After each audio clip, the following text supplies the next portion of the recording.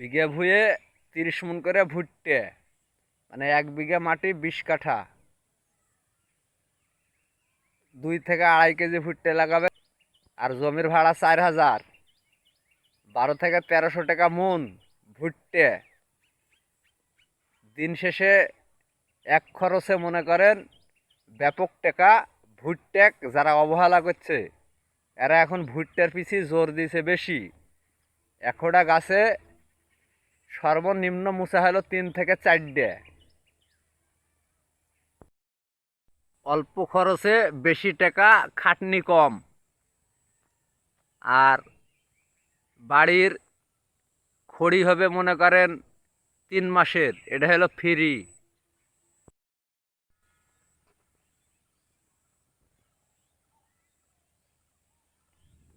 4টে মাল এক জায়গাতেই সম্ভব।